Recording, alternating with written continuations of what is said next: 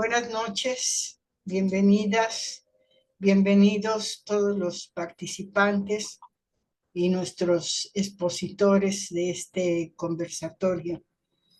Bueno, pues en los días recientes fue aprobada la nueva ley de telecomunicaciones y radiodifusión.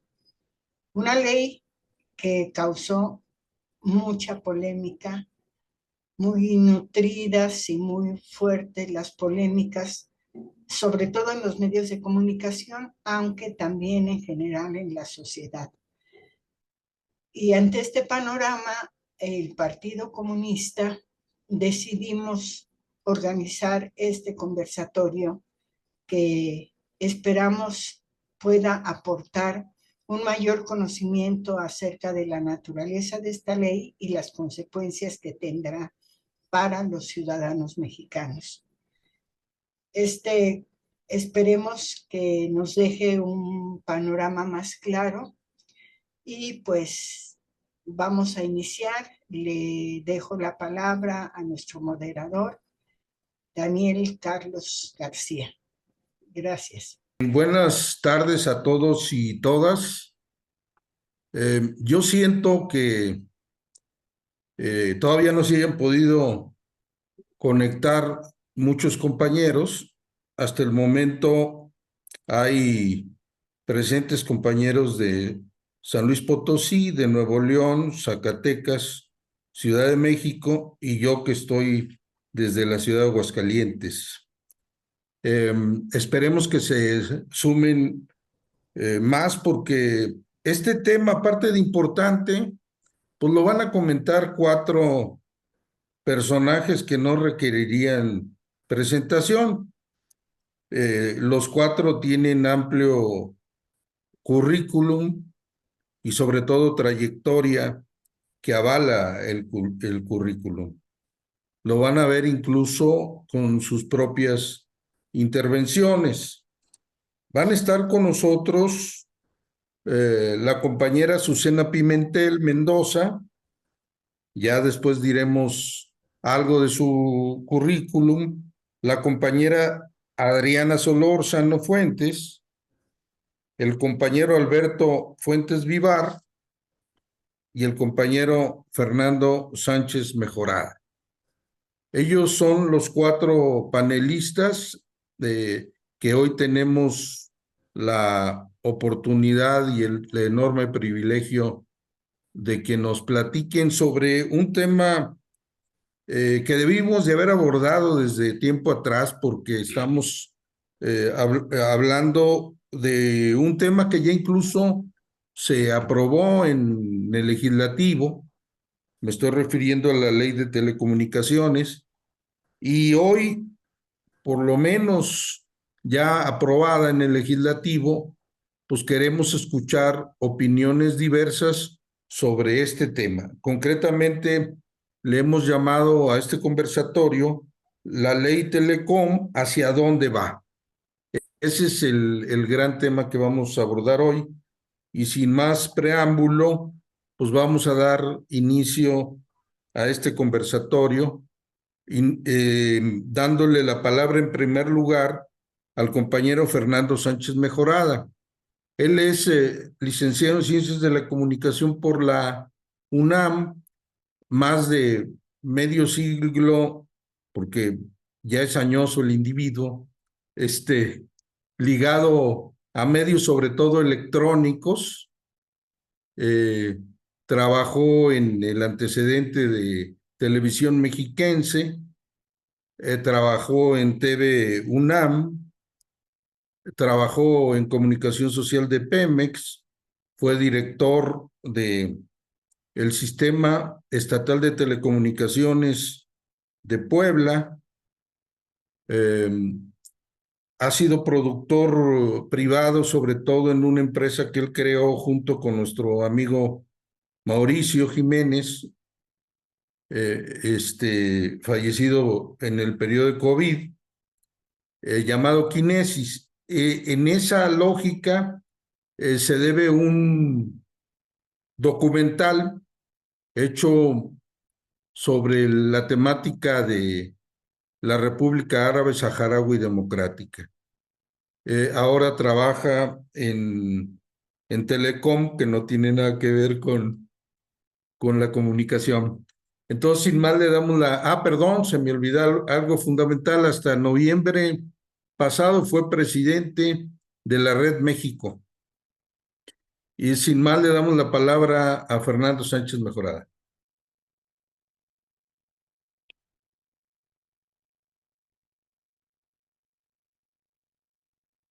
Tu micrófono no se te escucha.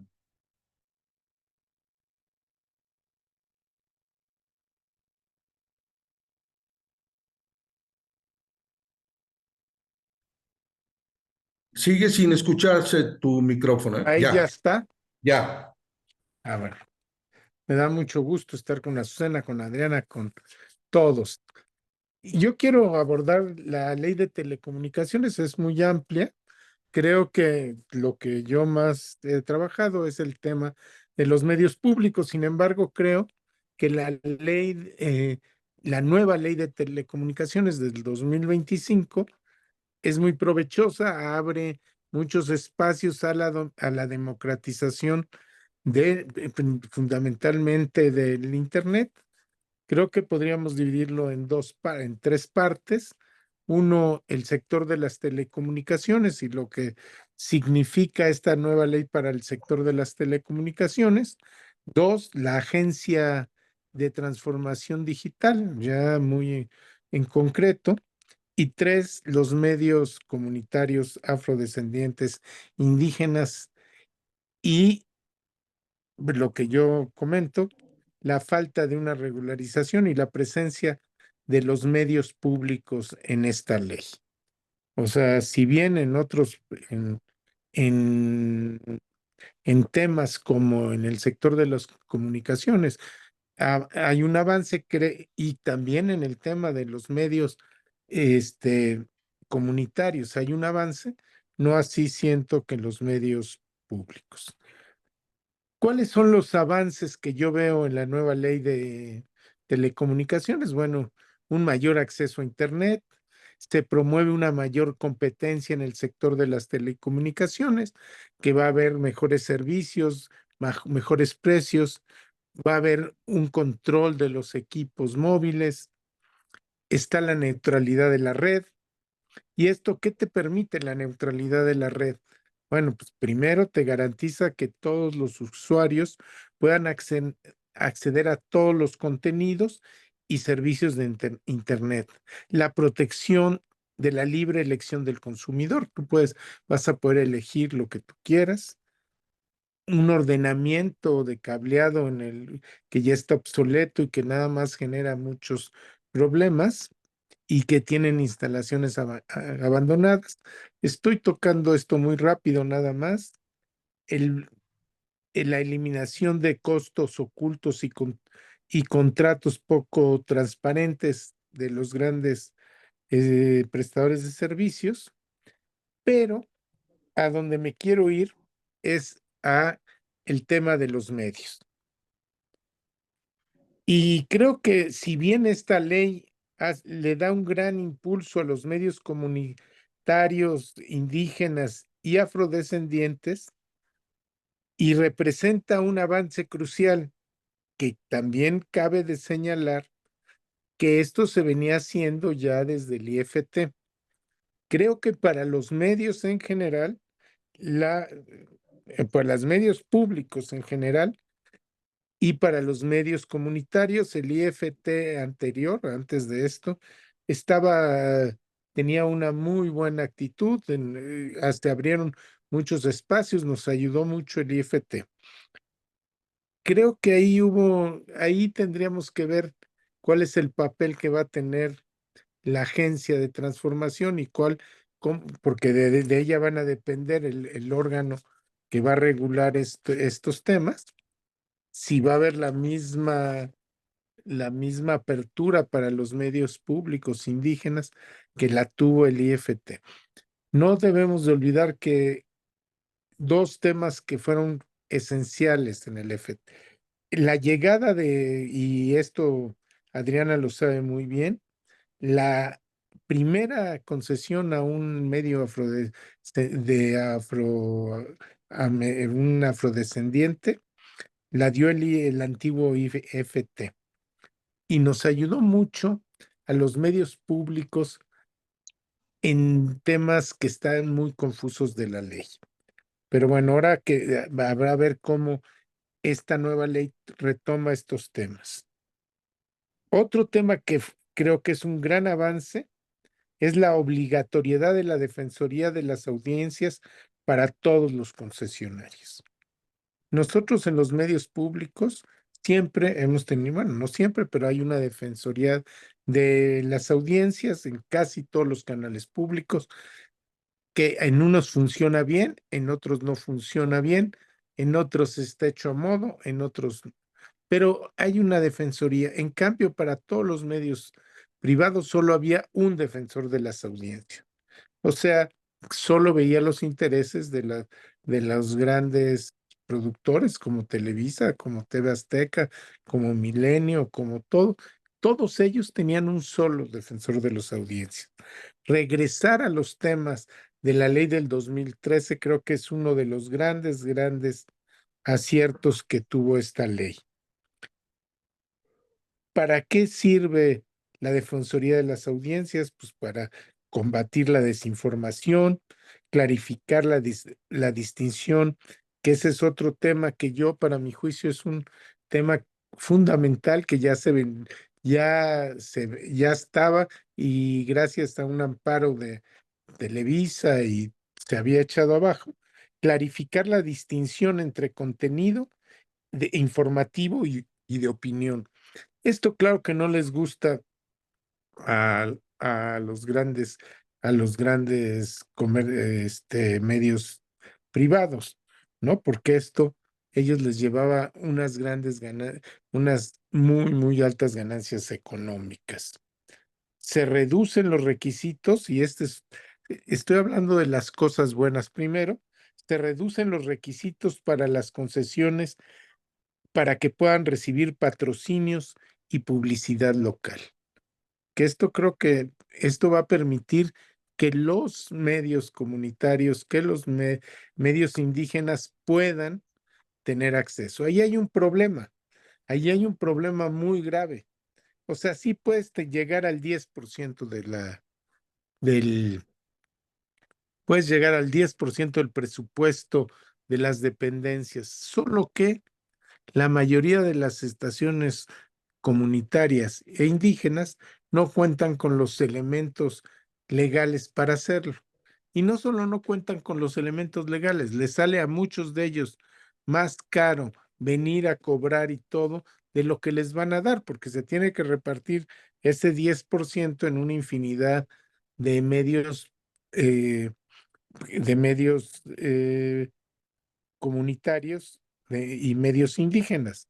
Ahora, ante esta falta de tener los papeles en regla, pues se, se cobra o los medios públicos se lo cobran a través de su organización que ellos tienen de los medios, de sus medios comunitarios. Lo cobra la organización, les cobra un pequeña, como una pequeña parte de lo que les dan y administra esto. Esto creo que para mí, yo creo que esto lo que hace es que tenga, centrar todo en el que decide quién, qué, cómo es la organización y, y no, y no llega de igual manera a todos los medios. Eso es una de las cosas que pienso que no está muy bien regulada. Luego, uno de los temas que le tocan a la agencia es garantizar la plena independencia editorial. Y mi pregunta sería, ¿cómo lo va a garantizar? O sea, ¿cómo va a garantizar que todos los medios públicos puedan tener esa plena independencia editorial si los medios públicos dependen de los gobiernos estatales? Entonces, creo que ahí hay una contradicción. ¿Y qué falla? ¿Qué falla? Pues que los medios públicos no estuvieron presentes en esta discusión. tan no estuvieron presentes en esta discusión que no se avanzó nada en todos los elementos que hacen falta. Por ejemplo, ¿en qué no se avanzó? No se avanzó el tema presupuestal. Garantizarle a los medios públicos un presupuesto adecuado para, no solo para su subsistencia, para poder producir, para que puedas tener un equipo adecuado, un equipo adecuado humano y un equipo adecuado técnico. se te- la ley te dice que tendrías que tener producción independiente, pero no te dan los elementos para que produzcas. Los medios públicos tendrían que ser generadores de producción independiente de muchos temas. No se puede porque no hay el dinero para eso. Garantizar el desarrollo. Mira, por ejemplo, yo proponía, y bueno, mucha gente, que, y que debía de haber estado discutido en esta ley, es cómo los medios públicos tienen acceso a su presupuesto. Nosotros proponíamos tres, una con un porcentaje del PIB estatal o del PIB nacional para caso del tema federal. La segunda, un, un tema de preetiquetados con los mismos, las mismas instituciones de los estados que deberían de, en lugar de contratar por fuera todo, como muchas veces se hace, tendrían que tener la obligatoriedad de primero contratar con los medios estatales y con los medios, bueno, con los medios públicos. Y un mayor acceso. Yo no soy de yo creo que un medio público no tiene que andar buscando cómo agenciarse dinero. Un medio público tiene que tener un presupuesto adecuado que permita justamente generar la independencia editorial. Porque si tú dependes del, del Estado o del gobierno de qué te van a dar, pues ellos te van a dictar de qué digas o qué no digas.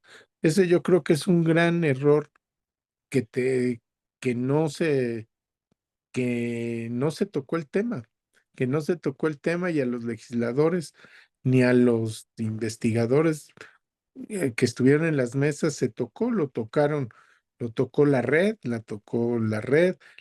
puso el dedo en la llaga, pero creo que no tuvo, pues los legisladores no es un tema que les importe. Otro tema que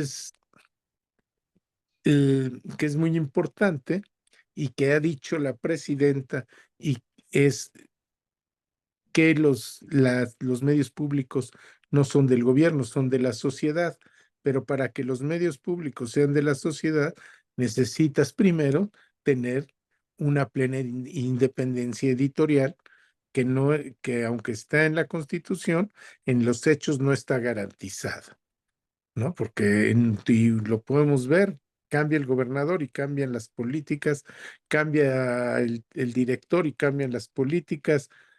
No hay eso debería estar muy, muy bien. ¿Cómo? Decirnos cómo van a garantizar que los medios públicos tengan su plena independencia editorial. Otra parte, necesitamos, que tampoco se habla de esto, es la capacitación y acceso pleno a todas las concesiones. O sea, a ver, los medios públicos tienen poca capacitación y en muchos lados hay una disparidad tremenda, lo que son los medios públicos federales, a lo que son algunos medios públicos estatales o a lo que son algunos medios públicos universitarios. Por eso yo considero que era uno de los temas fundamentales el tratar de que se generara un presupuesto adecuado. Otra cosa que yo considero que no fue muy afortunada y que es la asignación de la potencia en watts a los medios, a los medios públicos, a los medios afrodescendientes a los medios comunitarios, la limitación de la potencia, mientras que a los medios privados les asignan una gran potencia, a los medios públicos siempre se les va acotando esa potencia. Ha habido muchas críticas, decía la MEDI, decía que esta ley debilita su carácter plural, ciudadano e independiente. Pues yo no creo que debilite su carácter plural, ciudadano e independiente, porque finalmente los medios públicos desde antes no han sido lo suficientemente fuertes para tener un carácter plural, ciudadano e independiente. Esa es una lucha que se ha venido dando a través del tiempo. Cada vez lo hemos logrado más, pero no está concreta, no está concretada. Entonces, por lo tanto, pues creo que la ley abre más espacios a los que cierra. Entonces, eso es importante.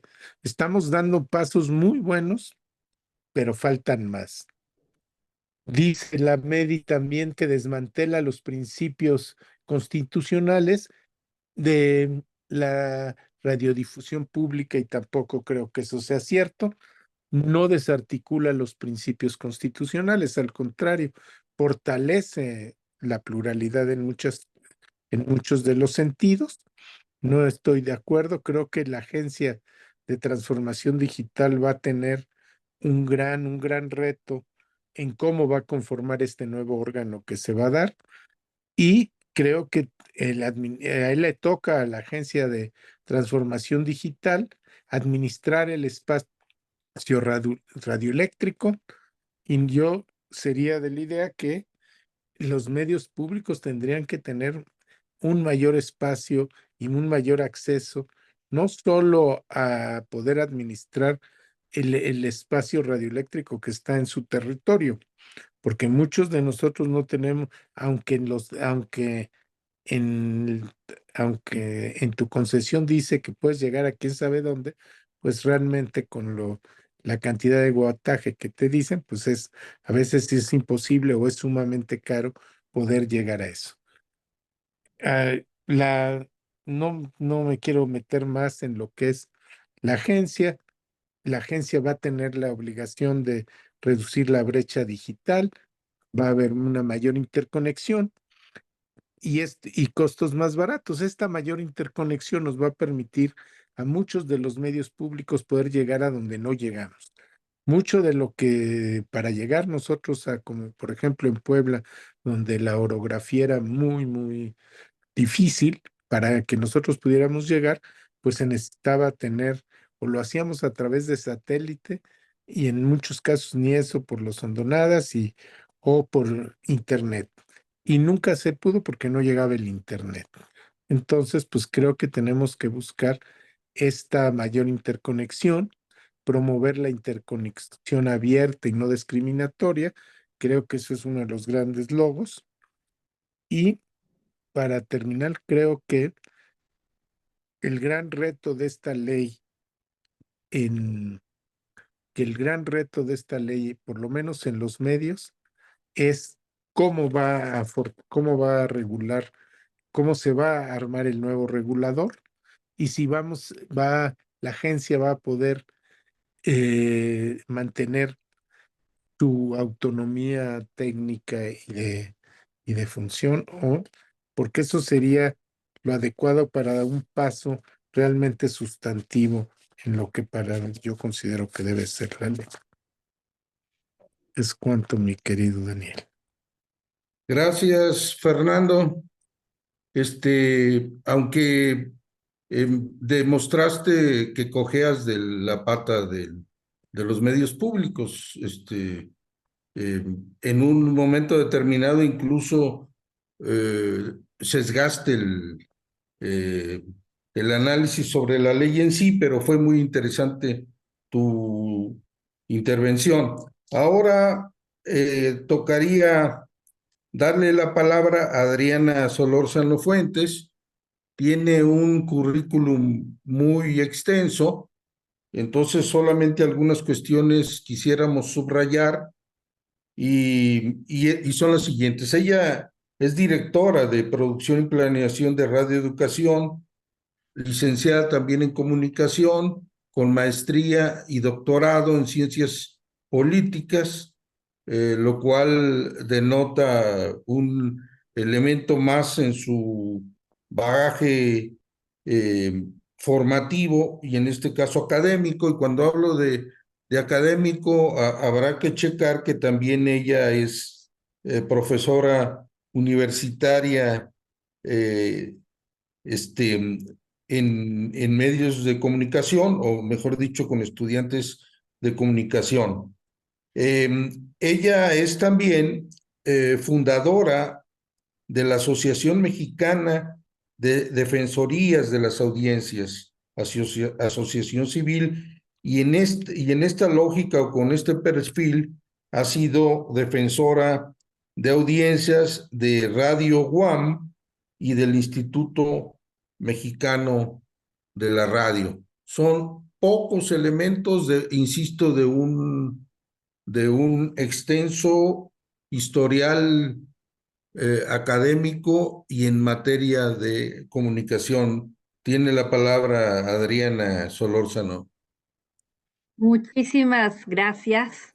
Muchas gracias a todos por conectarse. Para mí es verdaderamente una alegría poderme dirigir a ustedes y compartirles un poquito de lo que sé sobre la ley. Pero más que sobre la ley, me gustaría comenzar con una historia que después voy a entreverar con la ley, porque creo que la historia nos va a ayudar como a entender por qué esta ley es tan importante, porque verdaderamente es una ley muy, muy, muy relevante para el mundo actual. Imaginen que hay una comunidad pequeña, de pocos habitantes, de menos de 100 habitantes, que no tienen acceso a teléfono celular porque las empresas o los grandes conglomerados no consideran que es una zona que valga la pena cubrir porque no se recupera el gasto de inversión de poner las antenas y las repetidoras para esa población tan pequeña. Pero también imaginen que esa población está aislada, alejada por carretera de las principales ciudades donde puede haber hospitales, pues cuando se presenta una emergencia grave, que también si de repente a un campesino le asaltan y le roban la cosecha, no tiene manera de pedir ayuda. Esto nos muestra la importancia de estar conectado, porque es un derecho, o sea, no, y en la ley quedó establecido como un derecho, como un derecho, si no inherente, como podrían ser los derechos humanos, sí quedó asentado como esta actividad de interés público y como el derecho de todas las mexicanas y los mexicanos a poder acceder a esta conectividad. Pero no es nada menor, porque estar aislado en este momento de conectividad implica también estar aislado de otros servicios. Por ejemplo, ahora en la pandemia, los niños o niñas que no estaban conectadas, pues no podían acceder a las clases. Finalmente, la radiodifusión fue la manera de llegar porque no todo el mundo tiene conectividad a Internet, cuando muchos de los servicios son vía Internet. ¿Qué es lo que debe hacer el Estado mexicano para que estas colectividades pequeñas puedan estar conectadas? Hablamos de más de 16 millones de mexicanos y mexicanas que no tienen conexión, que no pueden acceder a Internet y que con eso tampoco pueden acceder a otros servicios, que también puede ser que no puedan llegar a un hospital o no puedan tener consultas incluso de telemedicina que ahora se tienen a distancia porque no tienen acceso a Internet. Es decir, se cierran muchas puertas a partir de no tener ese acceso. La historia involucra a un colectivo que decidió poner o auto proporcionarse el servicio de telefonía y lo lograron. Y lo lograron con una muy buena calidad y lo lograron además pagando mucho menos costos que lo que le hubieran pagado a un conglomerado grande. Claro, estos conglomerados grandes pues no vieron esto con buenos ojos y comenzaron a presionar pues para que les impidieran seguir dando ese servicio, argumentando que no tenían un título habilitante, que es un título habilitante, pues un permiso como empresa para poder dar ese servicio.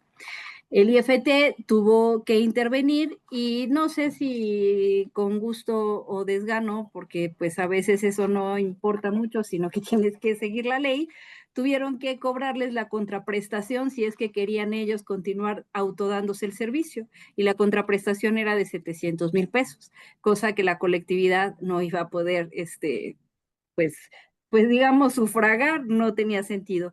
Pero interpusieron un amparo, ganaron y finalmente siguieron autoproveyéndose.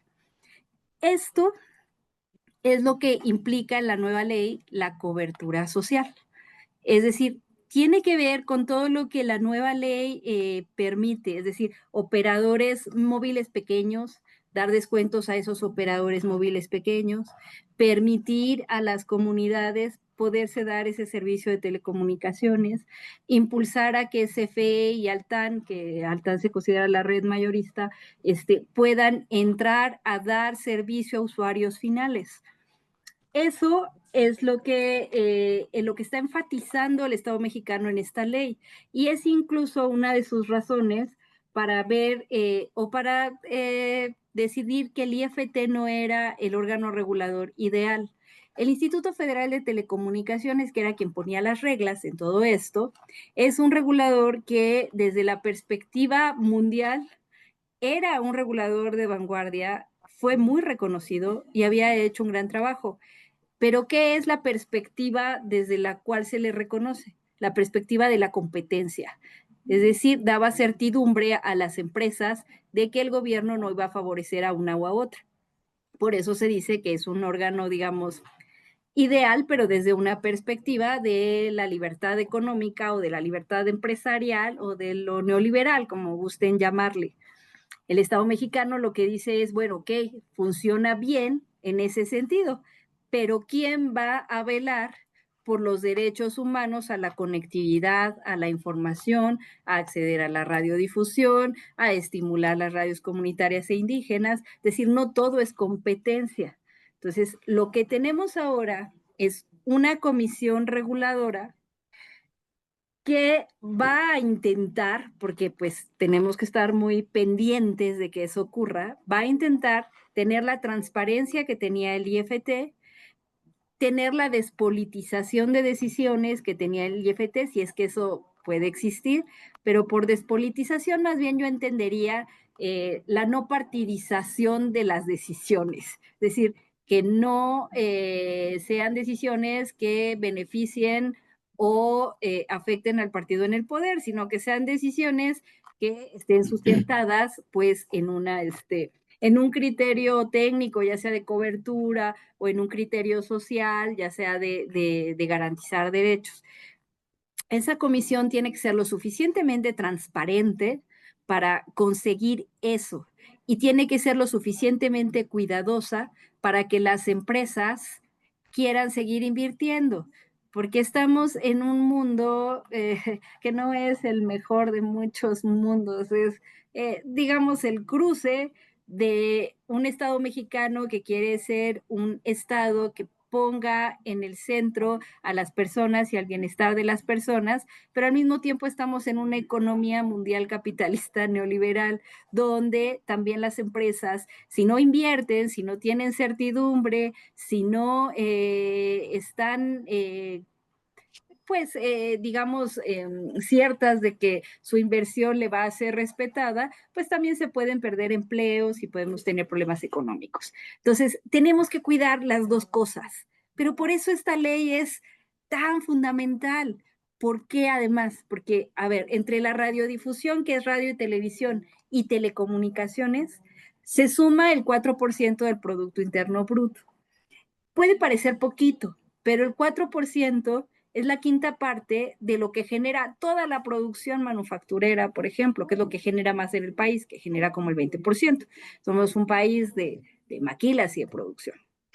Bueno, pero ese porcentaje del PIB va a ir creciendo. ¿Por qué? Porque todas las empresas, hagan lo que hagan, se dediquen a lo que se dediquen, necesitan de Internet, de los servicios de comunicación, de conectividad para poder desarrollarse. Muchas empresas, más que otras, pero ahora todo el comercio se hace a través de vías remotas. Los negocios y las juntas se hacen a través de vías remotas. Para casi todo utilizamos Internet. Así que garantizar, por ejemplo, la neutralidad de la red de la que hablaba Fernando, se vuelve importantísimo para todos, no solo por una cuestión de derecho y libertad de información, que siempre debe ser lo prioritario, sino también para hacer negocios. ¿Qué es esto de neutralidad de la red?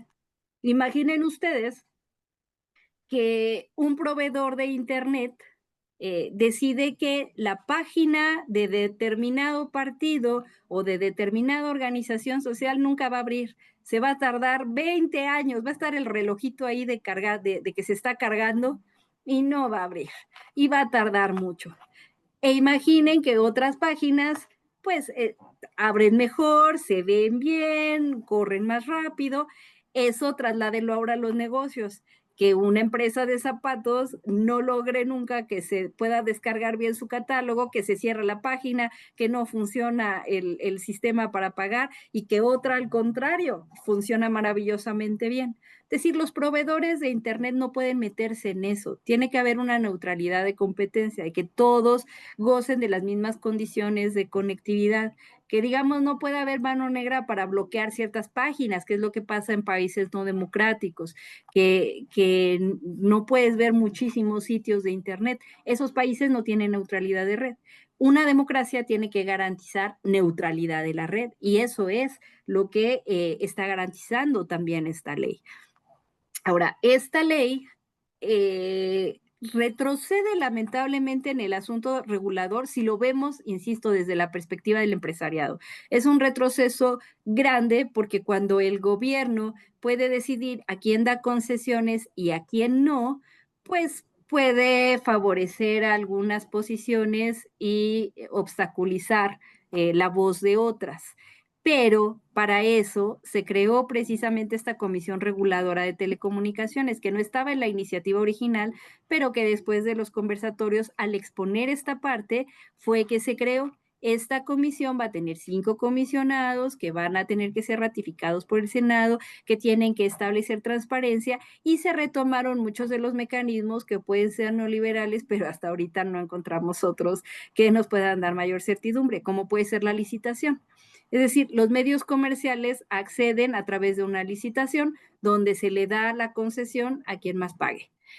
Insisto, esto es muy empresarial, pero es una manera de evitar que el regulador decida a ti sí, a ti no, a ti sí, a ti no, no puede haber discrecionalidad. Pero en el caso de las concesiones para usos comunitarios, usos indígenas, usos sociales, para los medios públicos, ahí no te van a cobrar, no hay contraprestación, hay un trámite que hacer, hay que demostrar para qué la vas a utilizar. Ahora, las radios indígenas y comunitarias durante muchos años fueron perseguidas, muchísimos. Antes de 2014 no era posible tener una radio comunitaria o indígena, no existía esa posibilidad, eran ilegales. Desde 2014 a la fecha es que existen, pero ¿cuál era? Bueno, que existen oficialmente, porque las radios comunitarias en México existen desde hace 60 años y muchas consiguieron permisos incluso en épocas donde era muy difícil conseguirlo, otras vivieron en la clandestinidad durante décadas y siguen. O sea, digamos que las radios comunitarias están desde 1960 en este país, pero digamos oficial y legalmente reconocidas desde 2014.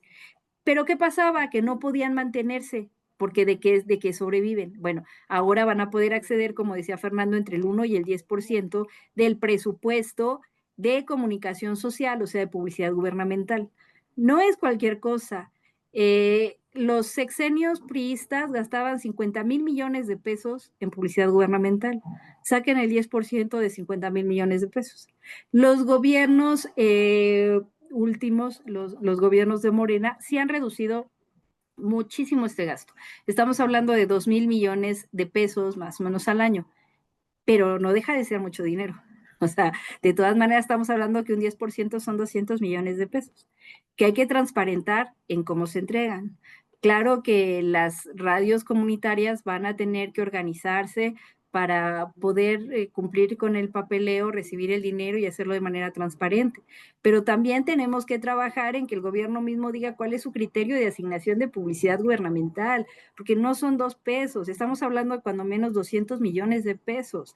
¿Cómo los va a asignar? ¿Con qué criterios? Porque como decía Fernando, se supone que es de una manera equitativa, cosa que suena bonito en el papel, pero si mi campaña del sector salud es del dengue, pues ¿cómo voy a contratar a una estación de Hermosillo? O sea, si el dengue está en las zonas tropicales.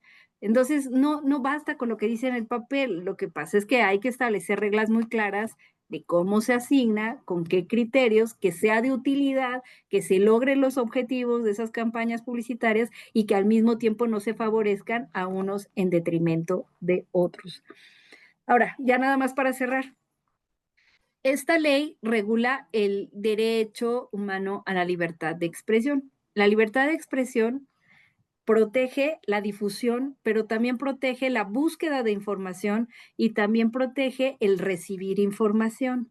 Entonces, en ese recibir información es donde entran los derechos de las audiencias, porque tenemos derecho a recibir información plural, información veraz, información libre de sesgos, información que no sea publicidad, que nos hagan pasar por información, que no sean opiniones, que nos hagan pasar por información, que nos den derecho de réplica, que tenga perspectiva de género, donde se priorice el interés superior de la niñez. Esos son los derechos de las audiencias. Y sí me gusta cerrar con esto porque normalmente los detractores dicen que son límites a la libertad de difundir de las personas. No, es una manera de ensanchar esa libertad de difundir, porque si se parte de que todos tenemos derecho a recibir información plural, entonces eso quiere decir que los medios de comunicación tienen que difundir información plural, que no pueden solamente focalizarse en una sola perspectiva o una sola forma de ver las cosas, que tienen que mostrarnos diferentes maneras de análisis y perspectivas para que nosotros podamos decidir. Entonces, esta ley regula ese derecho que tenemos de acceder a información plural, y no solamente plural políticamente hablando, también lingüísticamente hablando. Tenemos más de 60 lenguas y casi todos los medios de comunicación solamente producimos y transmitimos en español. ¿Y qué pasa con toda esta población, con el 10% de la población que habla otra lengua y que no puede acceder a información? También tiene que ver con accesibilidad para personas con discapacidad, porque ¿qué pasó en la emergencia sanitaria? Seguramente ustedes vieron la traducción en lenguaje de señas que había en las conferencias de el subsecretario de Salud, de López-Gatell. Pues esa traducción en lengua de señas fue consecuencia también de un amparo de una organización civil, una organización de personas sordomudas que en medio de la emergencia se quedaron sin información y exigieron que esas conferencias tuvieran que ser traducidas al lenguaje de señas. Bueno, la ley incorpora mecanismos de accesibilidad para personas, por ejemplo, sordomudas o que necesitan esta traducción, o para los subtítulos, si no se tiene pues esta posibilidad de escucha, pero también otros mecanismos que puedan ayudar a que gente con determinadas condiciones debido a discapacidad pueda tener acceso a la información. Entonces, esta ley regula eso, el derecho a la información. Por eso es tan importante. Es importante a nivel competitivo empresarial, pero es más importante a nivel de derechos humanos. Y es una ley extensísima, la verdad es que se necesitarían varias horas para señalar todos los detalles que puede tener. Pero lo cierto es que conocerla y tener claro qué es lo que regula, cuáles son sus fortalezas y cómo se puede mejorar, es un tema verdaderamente toral, porque nuestra economía y nuestra vida cada vez está más ligada a la posibilidad de acceder a Internet y de acceder a la información.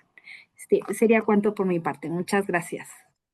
No, muchas gracias a ti, Adriana. Bastante interesante tu intervención. Insisto, lo que dije al principio, me parece un desperdicio de aquellos y aquellas compañeras que no se conectaron, pero para insistir sobre esto, les adelantaría que vamos a hacer una versión editable y la vamos a subir a redes sociales para que pueda difundirse mucho más de lo que se pudo haber difundido en este conversatorio.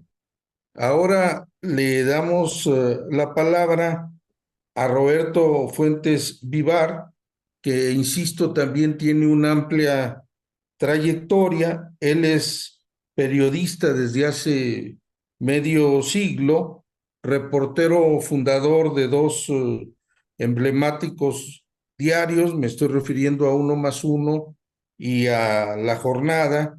Él se ha especializado en el tema económico, incluso es profesor de periodismo económico en la Escuela Carlos Septién García, y como él mismo ha dicho, es un comunista por convicción. Acaba de publicar un artículo sobre este tema que sí nos gustaría que también extendiera un poco más en su comentario sobre esta cuestión. Le damos la palabra a Roberto Fuentes Vivar y le agradecemos que haya aceptado participar en este conversatorio. No, buenas tardes. Primero que nada, el agradecido soy yo. Muchas gracias por invitarme a este conversatorio. Y bueno, espero tener algo que aportar después de lo que han dicho Fernando y Adrián. Me gustaría empezar con una frase en 1983, 84, no recuerdo exactamente la fecha. Me tocó ser secretario técnico de una de las mesas de aquel foro que fue muy famoso de comunicación social, organizado en aquel entonces por el gobierno de Miguel de la Madrid, recién entraba. En ese foro, en mi mesa, estuvo Juan José Arriola, y Juan José Arriola dijo una frase que hasta el momento siento que es básica. Decía, los medios deben informar sin saturar, hacer cultura sin aburrir y divertir sin denigrar. Creo que es una frase que dice mucho de cómo deben de ser los medios y para qué deben de servir los medios. Y empiezo con esta frase porque me pregunto yo en lo personal, esta ley, esta nueva ley, puede hacer lograr estos tres objetivos. La verdad es que no lo sé. Se trata desde luego de un gran avance y que para hablar sobre la ley me gustaría pues basarla en tres grandes aspectos. El primero, el político. En el aspecto político, esta ley viene a echar para atrás todas las reformas neoliberales que se hicieron durante los sexenios de Vicente Fox, de Calderón, aunque hubo algunos avances, y luego otro retroceso con Enrique Peña Nieto. Recordaba, por ejemplo, lo que decía Adriana de esta comunidad, de cómo obtener medios. Yo no sé si ustedes sepan, pero en algún momento se facilitó que, por ejemplo, los medios comunitarios recibieran una determinada cantidad por parte de las dependencias del gobierno en su publicidad. Pues esto se echó para atrás porque el mismo gobierno, concretamente la Secretaría de Salubridad, en ese momento presentó un amparo y lo ganó, para no darles ni un centavo. Oye, entonces mira, prosigo, perdón por la interrupción. Estaba yo comentándoles precisamente si se podría, el aspecto político más importante que yo veo dentro de la ley es que echa para atrás todas estas leyes que se hicieron durante los periodos neoliberales y que ahora se le da un aspecto más por encima de lo económico. Ese sería un primer aspecto, el aspecto político. Otro de los aspectos definitivamente es el aspecto social. en el cual pues hay dos puntos muy concretos que ya han mencionado tanto Adriana como Fernando, que es lo de todo lo relacionado con las estaciones comunitarias, con las radios comunitarias, con los medios comunitarios de afrodescendientes, indígenas, etcétera. Yo creo que ese es un punto social muy fuerte. Y otro aspecto también social es el regreso a los derechos de las audiencias para que finalmente, ojalá, pueda cumplirse con el artículo constitucional que menciona que el derecho a la información. Uno de los aspectos negativos que veo, y es un aspecto muy personal, una opinión muy personal, yo creo que lamentablemente el artículo que estaba en la ley inicial, en la cual se decía que el gobierno, voy a decirlo de alguna forma muy sencilla, podría bloquear algunas plataformas.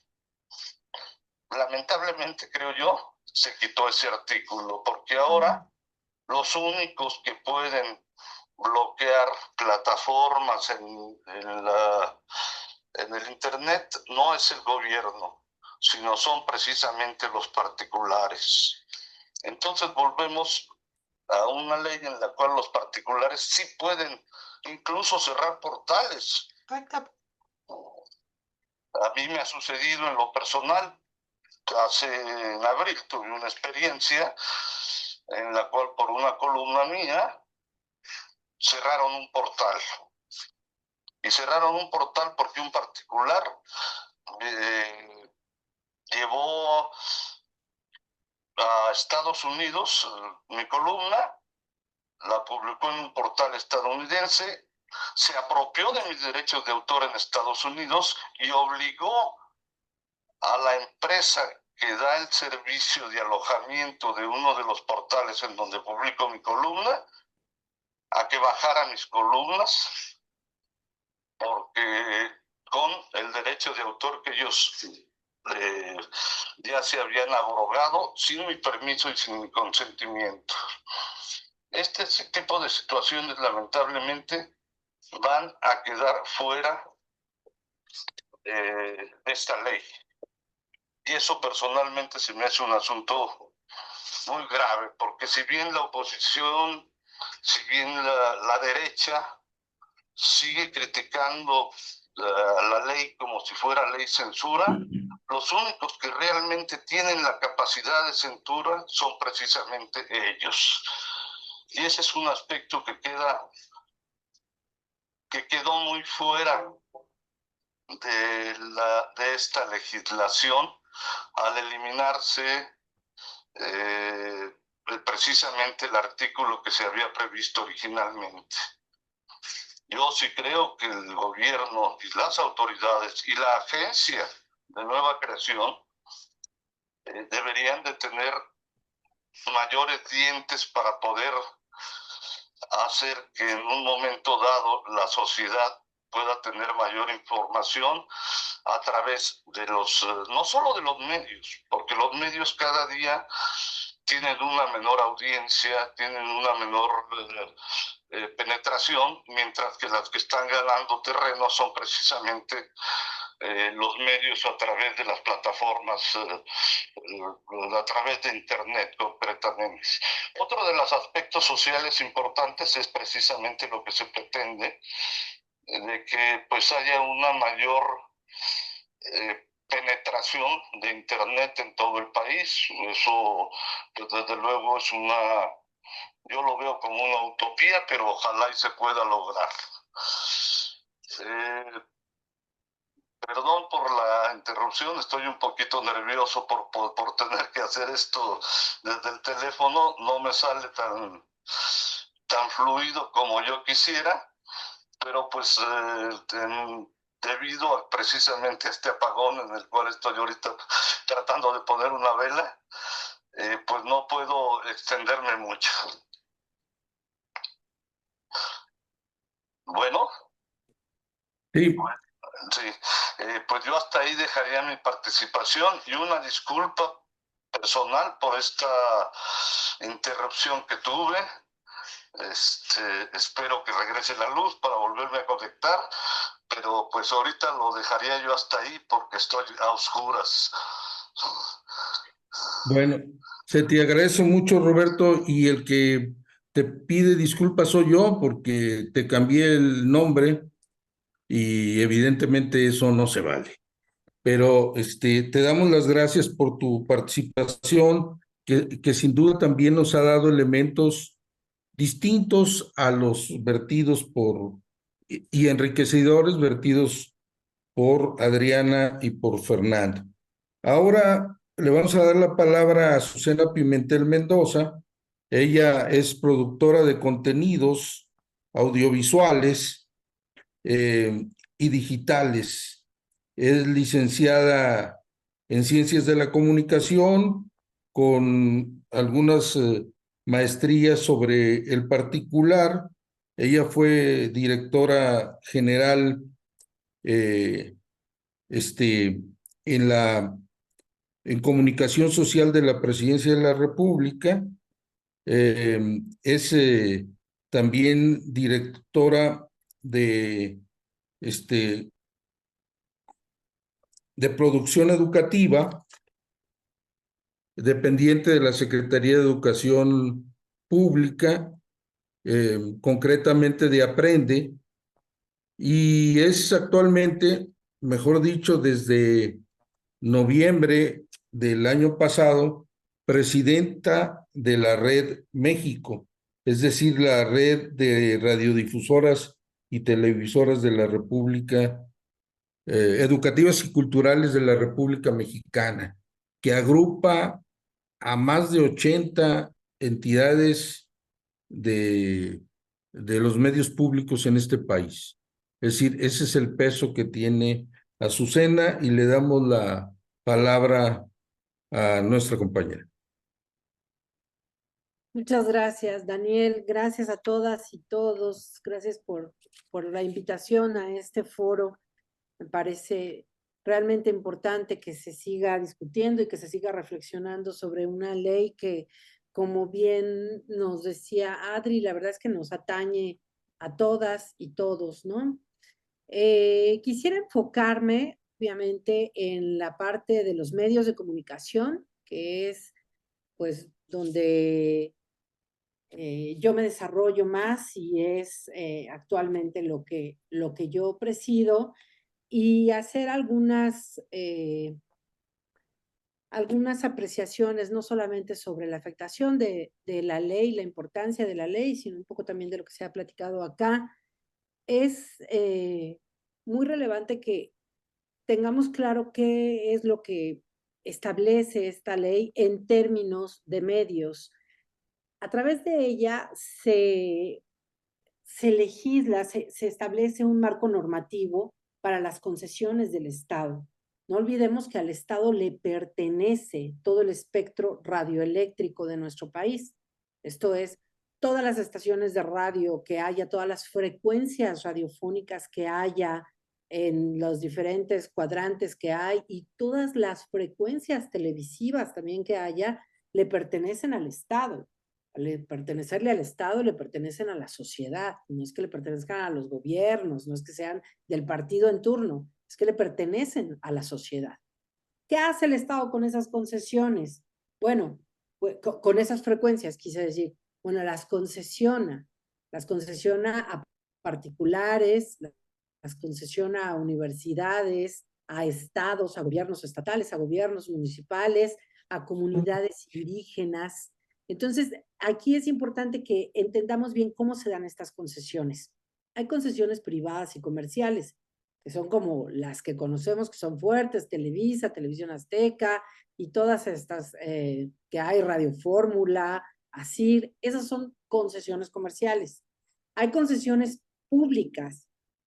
Hace años existía Imevisión, que era la gran televisión pública de este país, hasta que llegó Salinas de Gortari y como un montón de empresas más, vendió 64 empresas del Estado, vendió también y privatizó la televisión pública. Quedaron algunas otras televisoras públicas, como el Canal 11, el Canal 22, TV UNAM, la televisión educativa, radios como el IMER, el Instituto Mexicano de la Radio, Radio Educación y otras muchísimas que hay en los estados. Habemos casi 100 medios públicos. Esas son las concesiones públicas. También algunas universidades las tienen. Por supuesto, la UNAM, el Instituto Politécnico Nacional, la Universidad Autónoma de Guadalajara, la Universidad Autónoma de Nuevo León y muchas universidades más. Y otro tipo de concesión es la concesión social, que es esta concesión que normalmente es una concesión más a grupos más pequeños, que lo han explicado ampliamente Fer y Adriana. Son concesiones comunitarias, son concesiones a radios comunitarias, indígenas o afromexicanas, ¿no? Y entre otras muchas. Hay, por ejemplo, universidades privadas como la Universidad Iberoamericana, el TEC de Monterrey, que tienen una concesión social también. Bueno, dicho todo lo anterior, entonces esta ley, este nuevo dictamen de ley, porque como ya se explicó también, esta es una ley anterior, es una ley que tiene más de 10 años y ahora se reforma esta ley. Este nuevo dictamen se concentra, entre otras cosas, hablando de medios, se concentra sobre todo, sus modificaciones se concentran sobre todo en las concesiones sociales. Bien dice Fer que no en las concesiones públicas. Pero ahí, queridísimo Fer, sí te voy a tener que contradecir, porque claro que participamos, claro que nos metimos en los conversatorios, fuimos a la Cámara de Diputados, estuvimos en la mesa de la discusión de la ley antes. Y también fuimos al Senado, estuvimos en los conversatorios del Senado representando a la red de medios públicos y llevamos una no solamente una amplia, sino una propuesta muy concreta para el beneficio de los medios públicos. Me gustaría platicarles brevemente de qué se trató esta propuesta, porque los ejes que nosotros propusimos, la verdad es que eran bastante claros y creo que atañen mucho a lo que Fernando explicó en un principio, que son las necesidades primordiales de los medios públicos. Aquí quiero hacer un paréntesis. ¿Por qué son importantes los medios públicos? Porque son los medios de la sociedad. Son los medios que garantizan a la sociedad el derecho, o que deberían garantizar a la sociedad, los derechos como el de la libertad de expresión, el derecho al acceso a la información, el derecho al acceso a la educación, al acceso a la cultura. Por eso son tan importantes los medios públicos. Es verdad, el modelo de financiamiento de los medios públicos en México no existe. Y al no existir, al no estar normado, al no estar regulado, se financian como pueden, a discreción, digamos. Ayer me estaba explicando Bernardo Barranco, el director del Sistema Mexiquense de Medios Públicos. En los gobiernos priistas, ese medio público recibía 1,600 millones de pesos.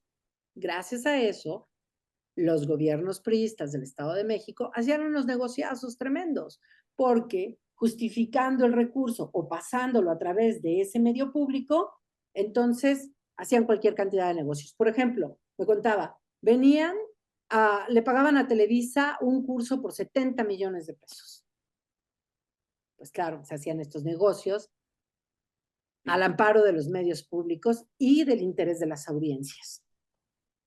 Y entonces llega la maestra Delfina y ¿qué hace? Pues para que no sigan haciendo negocios, los deja en 280 millones de pesos, que no les alcanza ni para pagar la nómina, porque es un medio enorme, que creció muchísimo.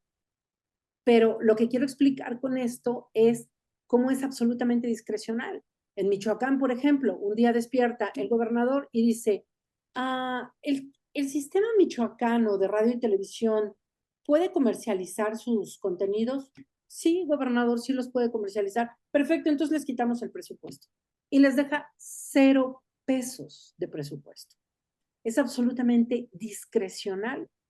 El presupuesto lo decide o la universidad, o el gobierno del estado, o el gobierno del municipio, o el Congreso, en el caso de los medios grandes como es la televisión educativa. El Congreso es quien asigna los recursos para acá, pero no hay una regulación, no hay una norma.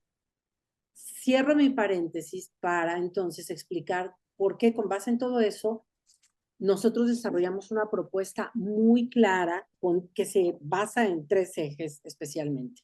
El primero fue que llevamos una propuesta para crear un nuevo modelo de financiamiento a medios públicos, el modelo México.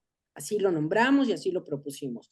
Modelo mexicano de financiamiento a los medios públicos, que pretendemos que asegure un presupuesto asignado que no sea menor al del ejercicio anterior. Un presupuesto progresivo, además. La posibilidad de recibir donativos nacionales e internacionales, que los medios públicos no pueden hacerlo tampoco. Patrocinios sin injerencia editorial en los contenidos. Esto es importantísimo y Fer creo que introdujo bastante y sustentó bastante esto. Si los medios públicos van a asegurar el derecho a la libertad de expresión, el derecho al acceso a la información, tienen que ser libres editorialmente. Por supuesto que vemos a cada rato que el medio público de diferentes estados, ahora sí no voy a poner ejemplos, para no meterme en problemas, de diferentes estados, entonces a cada rato vemos ahí todas las actividades de qué hizo el gobernador. Eso no debería hacerse. Aunque el medio público dependa del gobierno del estado para que le asigne su presupuesto, no debe tener injerencia editorial. Pero como no está regulado, como es a discreción absolutamente, bueno, pues vemos unos ejemplos verdaderamente lamentables en cuanto a las líneas editoriales de algunos medios públicos. Estímulos fiscales para quienes apoyen a los medios públicos sucede en México y la creación de un fondo que pueda del que puedan financiarse los medios públicos. Y por supuesto, empezando por los más pequeños, empezando por los que más lo necesitan.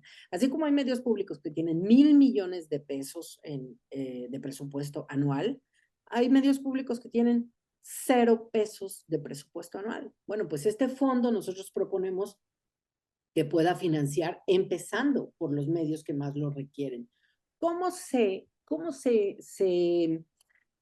¿De qué se compondría este fondo? ¿Cómo se financia este fondo?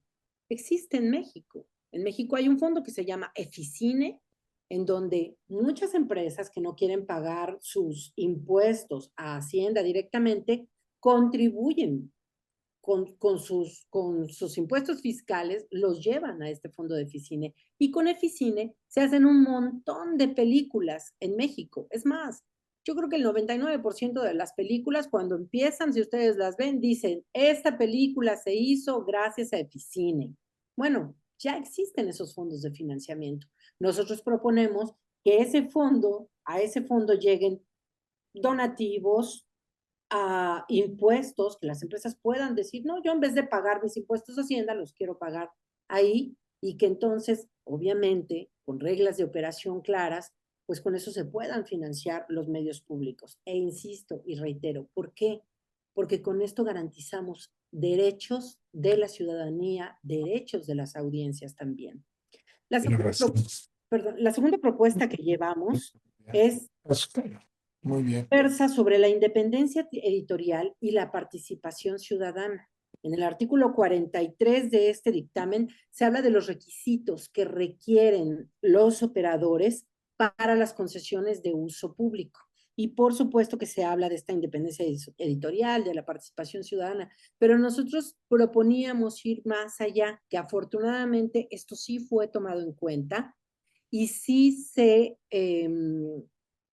dictaminó la obligatoriedad, como explicaba hace rato Adri con mucha profundidad, sobre los defensores de las audiencias. ¿Por qué? Porque es otra cosa que está discrecionalmente.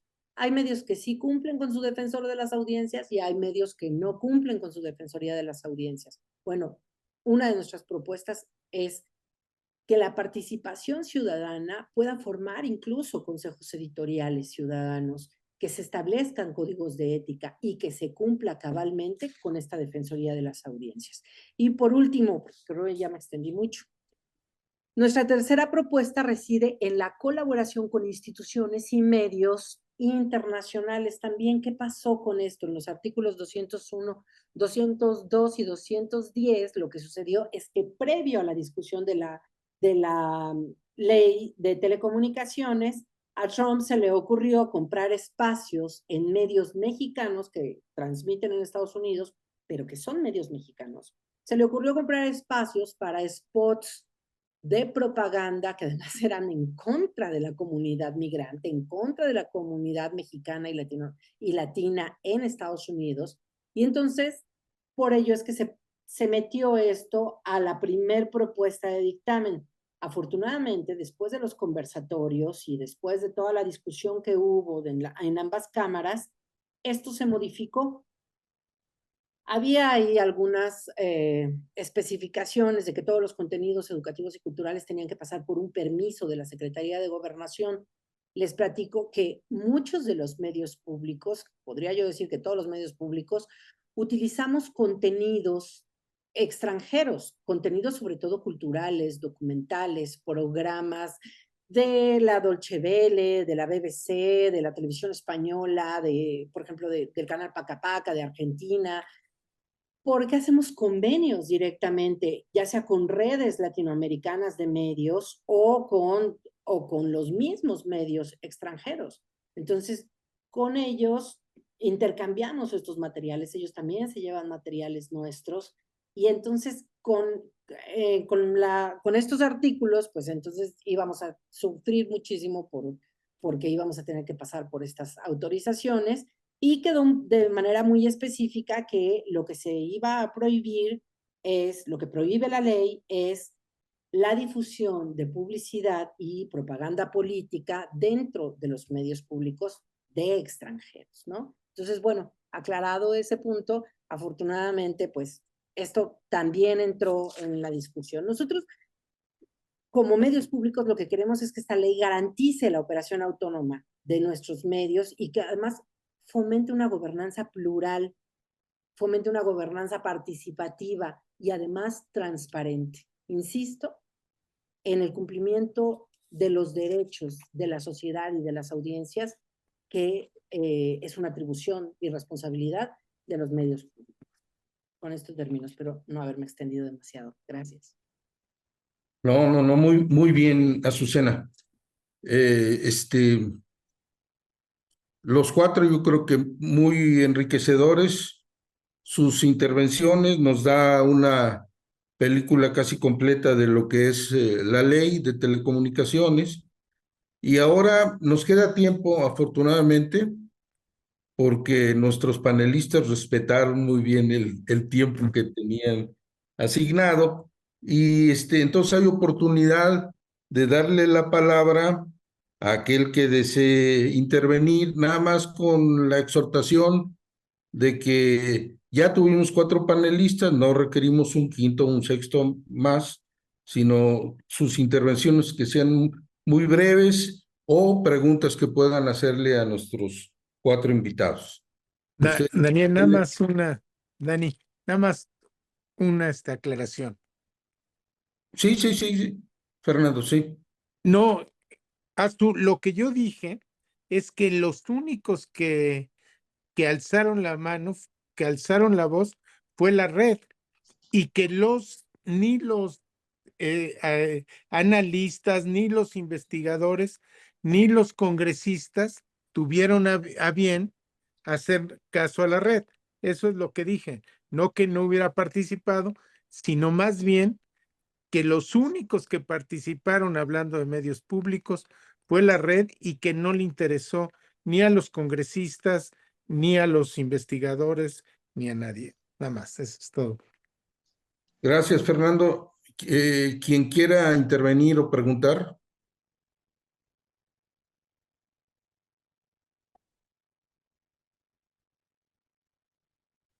¿no? Todo fue muy claro y preciso.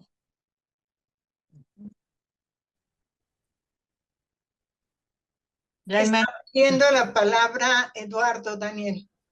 Eduardo, nada más te recordamos que ya tuvimos 4 ponentes. Entonces, tienes la palabra, Eduardo.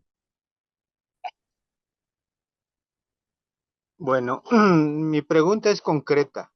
Nosotros como Partido Comunista tenemos una revista. Ahí emitimos opiniones. ¿Qué impacto va a tener la ley sobre la regulación de este tipo de información por la red? Nada más. Es todo. O hacemos un paquete de 2, 3 preguntas y luego ya vemos quién les contesta o alguno de los panelistas que quisiera responder esta pregunta de Eduardo.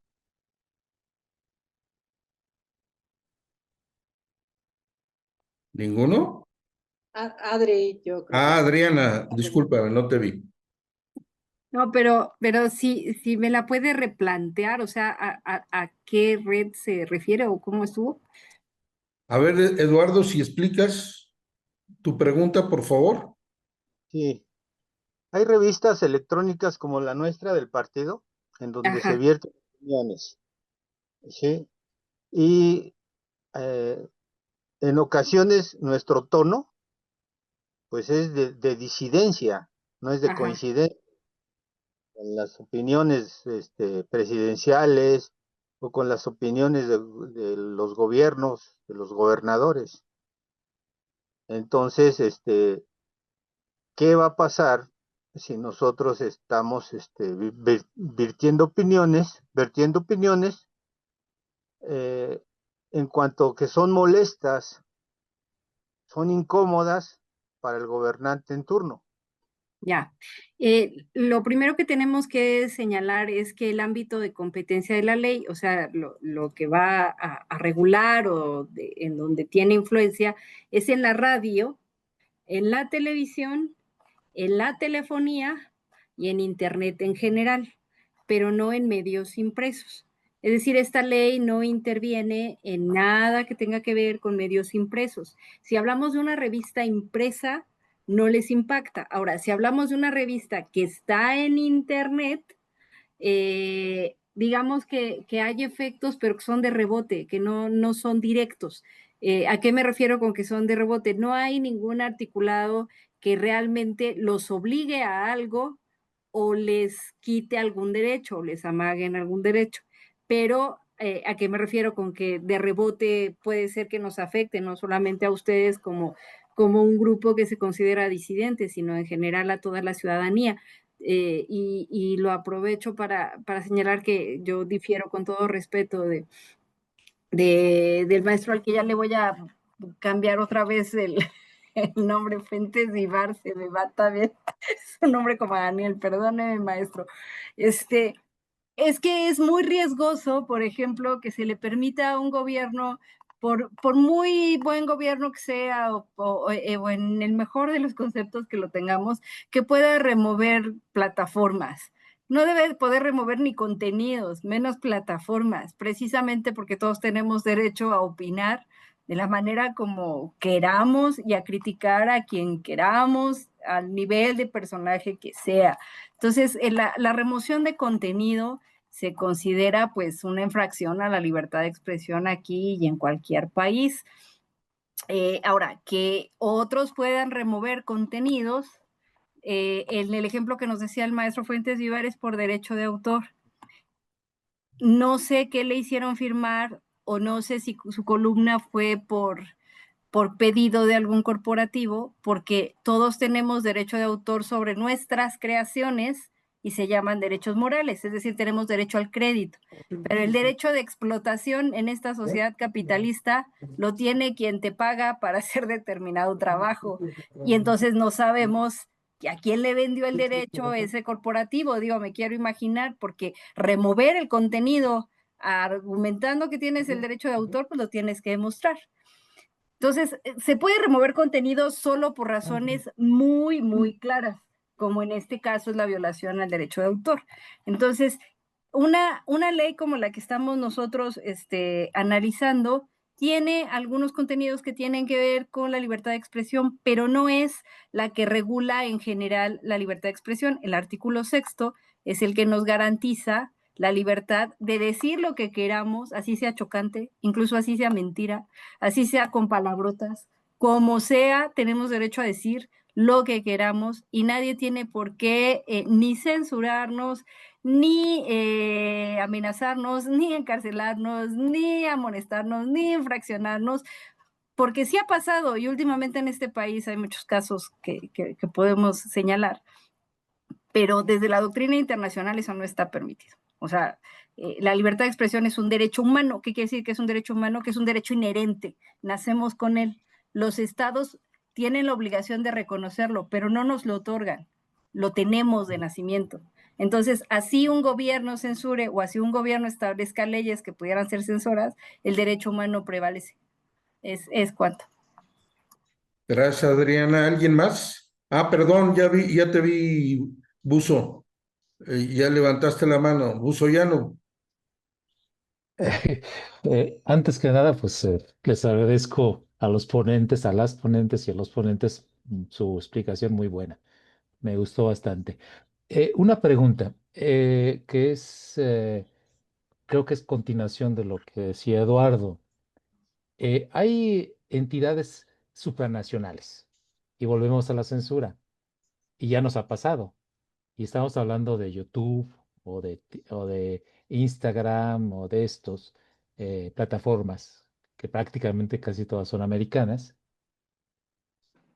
Ellos sí pueden censurarnos cuando nosotros expresamos una idea, cuando nosotros ponemos una posición que no les conviene políticamente. Acá hablamos políticamente, no vamos a hablar de las políticas internas que ustedes violaron. ¿Sí? Por ejemplo, si nosotros hablamos del genocidio israelí, nos, nos bloquean así de rápido. ¿Sí? La ley, ¿por qué no contempló la ley que estas plataformas estuvieran, también tuvieran oficinas en los países, en este caso México, pues para por lo menos reclamar nosotros y decir, oye, pues tengo el derecho de réplica? Esa es la gran duda, porque nos deja, aún con toda la ley, pues nos dejan indefensión. Gracias. Ok. Gracias, Buzo. ¿Alguien desea responder? Buenas tardes. Perdón, me gustaría nada más decirles que ya regresé. Perdón, y me gustaría nada más comentarles eso. Y si es posible, ya que veo que están tocando el caso de la censura, me gustaría referir algunas cuestiones muy concretas de la censura. Si me lo permiten, perdón Claro, por no claro, levantar. Claro, ¿Sí? claro. A ver, estamos hablando, como lo decía Adriana, de la libertad de expresión.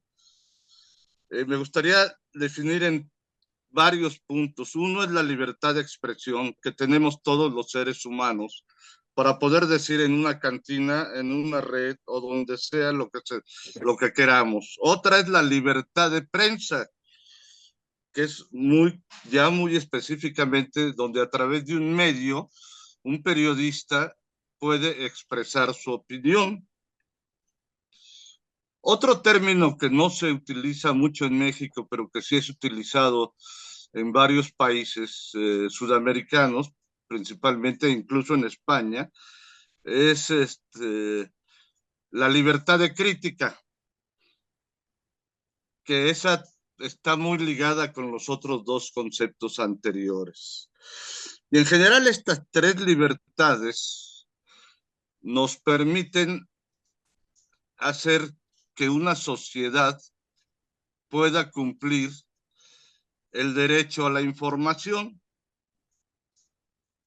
Pero ¿qué sucede cuando hay censura?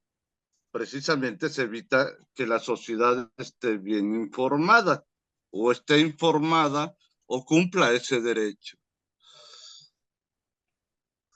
Tenemos los datos, por ejemplo, de artículo 19,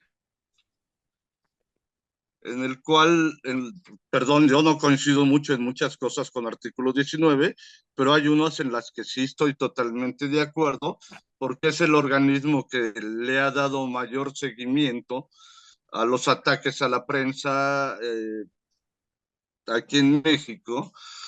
Y, bueno, no, casos muy concretos que vale la pena tomar en cuenta. Artículo 19 menciona que los particulares realizan más agresiones a la prensa en México que el gobierno federal. Y eso es un dato que a veces pasa desapercibido. Cuando hablamos de censura, siempre se habla de que el único que censura es el gobierno, de que el único que censura es el sector público. Y estamos partiendo de un punto de vista totalmente diferente, totalmente irreal.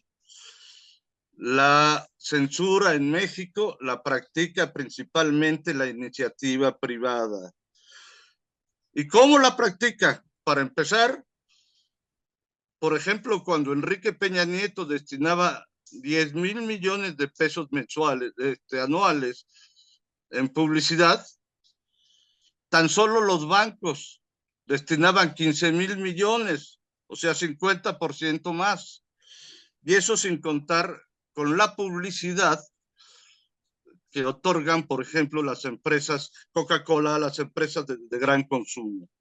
Y esas empresas son las que sí tienen la fuerza para poder censurar en un periódico, en la televisión, en las redes sociales, pueden incluso cerrar portales, nada más retirándoles la publicidad. Ahí empieza la gran censura en el país. Entonces, por ejemplo, creo que todas estas críticas que se han hecho a esta ley de que se trata de una ley censura, están basadas totalmente en una falta de realidad, en algo totalmente lejano. Perdón, nada más era lo que quería yo mencionar con respecto a la pregunta anterior. Gracias, Roberto. ¿Alguien más que quiera intervenir, hacer una pregunta? Adriana está levantando la mano, Daniel. Adriana, sí. Sí, a ver, es que no sé por dónde entrarle, pero los derechos humanos, cuando menos desde la doctrina internacional, solamente pueden ser violentados por el Estado. ¿Por qué? Por el Estado. Porque el Estado lo hace por acción o por omisión. Como decía un poco en el razonamiento del compañero, ¿por qué las plataformas pueden censurar? El Estado no las regula en todo caso, o el Estado lo permite. Por eso se dice que los derechos humanos solo son violentados por el Estado. O sea, no estoy diciendo que los gobiernos sean los únicos actores que manipulan la información. Efectivamente, los particulares pueden intervenir de maneras muy perniciosas en los flujos informativos, pero el Estado está obligado a regularlos. El Estado está obligado a poner los límites. El Estado está obligado a garantizar nuestros derechos. Por eso, desde la doctrina internacional se dice que solo el Estado los vulnera. O sea, nada más estoy explicando como cuál es el marco de por qué se dice eso. Ahora, la libertad de expresión tiene unos límites a nivel internacional muy claros y poquitos. O sea, ¿qué es lo único que no protege la libertad de expresión en este mundo? La pornografía infantil, el discurso de odio y la negación del Holocausto. ¿Por qué la negación del Holocausto? Porque los derechos humanos surgen después de la Segunda Guerra Mundial, precisamente después del genocidio a todo el pueblo israelí. Muchas de las plataformas pasan por servidores y leyes europeas.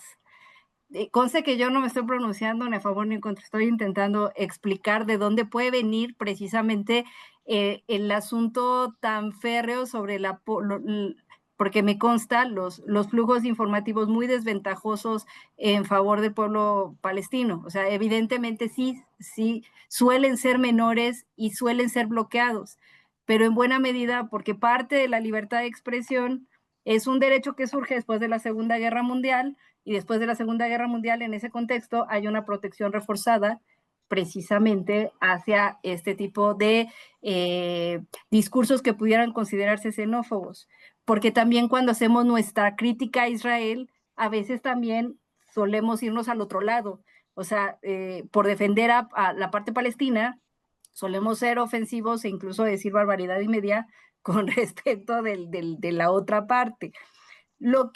A lo que están obligadas las redes sociales es algo que se llama moderación de contenidos, que es precisamente evitar el discurso de odio. Si yo en un posteo, ¿y qué es el discurso de odio? Es arengar a alguien a actuar en contra de una población históricamente vulnerada. Si yo en un posteo digo que maten a un político, no tienen por qué bajármelo. El político no es población históricamente vulnerada. Pero si yo digo que ojalá maten, por poner un ejemplo, a la población homosexual, la plataforma lo tiene que moderar, lo tiene que invisibilizar, lo tiene que minimizar o lo tiene que bajar, porque eso es discurso de odio. Es decir, lo que se pretende es evitar violencia contra colectivos que que tienen menoscabados sus derechos, que están vulnerables, o que podrían incluso ser más vulnerados, o que realmente se pudiera pasar muy fácilmente del discurso a la acción en la calle si uno deja que las corrientes de odio crezcan como bola de nieve. Entonces, puede ser que las plataformas invisibilizan o bajan o bloquean esos contenidos argumentando discurso de odio. Tendríamos que ver cómo están escritos los posteos. Esos son los límites de la libertad de expresión. Fuera de esos límites, en realidad no tendríamos que tener ningún menoscabo, ningún obstáculo, nada que nos impida poner lo que queramos por la vía que queramos.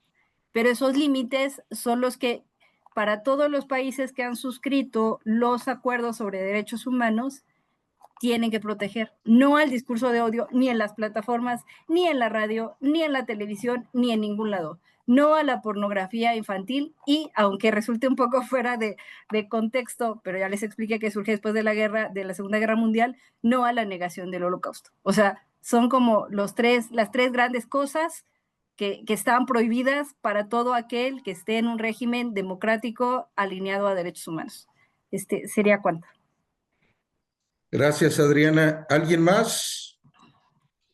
O bueno, ya no hay nadie más, entonces le pediríamos de manera muy rápida a cada uno de nuestros ponentes a que cierre su intervención con lo que crean conveniente, y si no tienen inconveniente, perdonando la redundancia, empezamos por de manera inversa como se dio la palabra. Entonces le damos el uso de la palabra a Azucena Pimentel primero.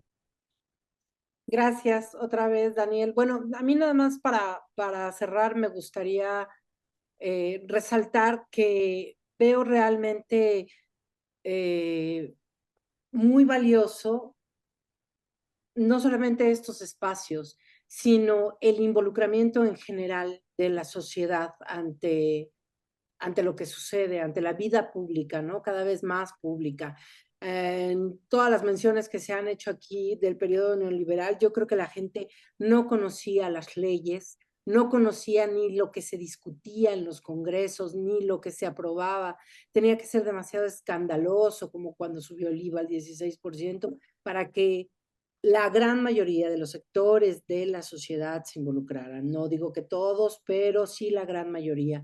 Entonces veo muy, muy valioso no solamente estos conversatorios, sino cómo está involucrada la gente ahora en la vida política, en la vida pública, cómo la gente ahora no solamente participa democráticamente, sino que se informa quiénes son sus candidatos, se informa quién va a la Suprema Corte de Justicia, lo que antes, por supuesto, no sabíamos ni el nombre de los ministros, ni de los magistrados, ni de nadie. Entonces, creo que justamente en este involucramiento y en esta participación ciudadana y democrática, insisto, el valor de los medios públicos, el valor de los medios sociales, pues es verdaderamente invaluable. Y como sociedad tenemos que defenderlos y tenemos que seguir luchando, que si no se dictaminó en esta ocasión en favor del financiamiento de los medios públicos, bueno, tiene que hacerse, y nosotros por lo pronto, desde esta representación que tenemos de medios públicos, no vamos a cejar en el intento y no vamos a dejar de insistir.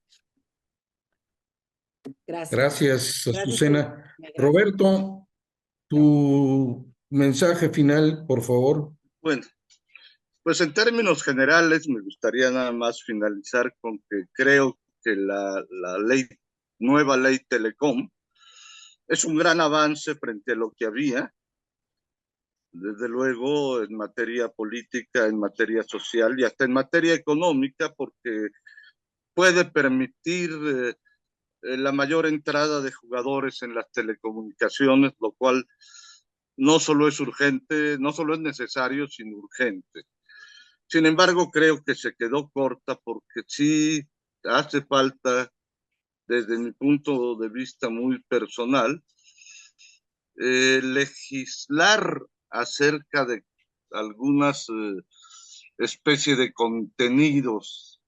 Por ejemplo, la regulación sobre el discurso de odio en las plataformas. Por ejemplo, sobre el discurso, sobre las falsas noticias que también se difunden en cientos de plataformas todos los días, y de alguna manera pues quedó eso un poquito en el aire. Yo sí creo que debió de haber sido un poquito más sustentada en esa frase.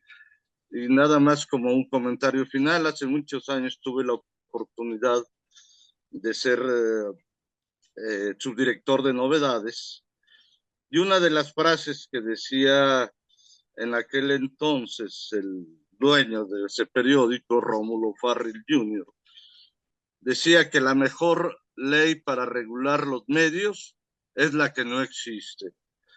Y creo que eso precisamente da motivo de que los medios económicos y que la iniciativa privada y que los grandes empresarios puedan hacer lo que quieran.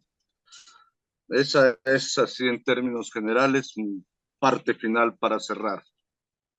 Gracias, Roberto. Adriana, tu cierre, por favor. Sí, gracias. Pues si en algún momento cuando éramos estudiantes leímos evidentemente sobre marxismo y hablábamos de explotadores y explotados, de quien tenía el control de los medios de producción y de quienes estábamos desposeídos de ellos, y en eso estaba basada pues la lucha de clases. La vida está cambiando hacia que ya no es quien tiene los medios de producción, sino es una élite tecnológica. Tenemos las 5 grandes Big Tech, o sea, las grandes empresas que controlan los flujos informativos como Google, Facebook, que tiene millones, o sea, las 3/4 partes de los habitantes del planeta están en Facebook. Es decir, si en algún momento pensamos en monopolios mediáticos como Televisa, al lado de Facebook es un chiste, es absolutamente un chiste. Entonces, estamos en un mundo donde quien tiene el control de la tecnología va a tener el control del resto, va a tener control político. El que las personas podamos tener acceso a alfabetización informacional, mediática, estemos conectados, la brecha entre quienes tienen acceso a cierta información y el resto de la población tiene que cerrarse. Si no queremos que haya una élite de poquititas personas y poquititos empresarios en el mundo que controlen todos los flujos informativos y los procesos, y entonces sí tengamos un mundo terrorífico como el que nunca imaginamos cuando pensábamos en empresas o grandes empresas nacionales. Ya no hablamos de estados nacionales, hablamos de grandes monopolios a nivel mundial, y todos pasan por la conectividad, por la tecnología y por Internet. Así que aunque a veces tengamos resistencia a meternos a ciertos temas difíciles, como pueden ser cuestiones de si grandes jugadores de tecnología, de operadores móviles virtuales, y nos parezca que eso qué, es que ahí está en este momento el control político y social, está el control de los recursos y del control de la información. Depende mucho de si va a haber un bienestar generalizado o cada vez va a haber un bienestar todavía más concentrado en un porcentaje minúsculo. Si el 1% de la población tiene el 60% de los recursos o 70% de los recursos, pues evidentemente no es el mundo que hemos querido ni el que hemos soñado. Entonces, pues la pelea pasa por aprender estas cosas, parezcan aburridas, parezcan difíciles o parezcan excesivamente técnicas.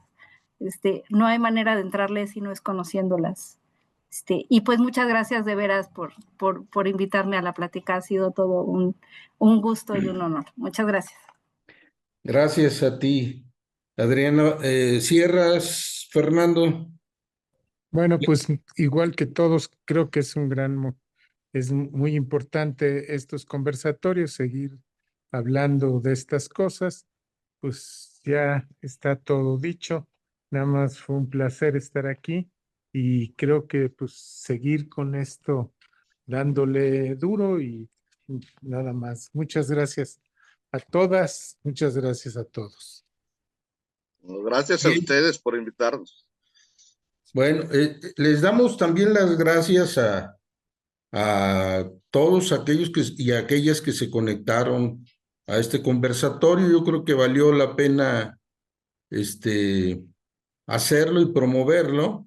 Hay que darle el mérito de la idea a Lourdes Mendoza, que fue la que hizo el planteamiento como una necesidad de la dirección del Partido Comunista para conocer más sobre lo que es esta ley. Evidentemente se ha dicho mucho, pero todavía hace falta mucho más que discutir.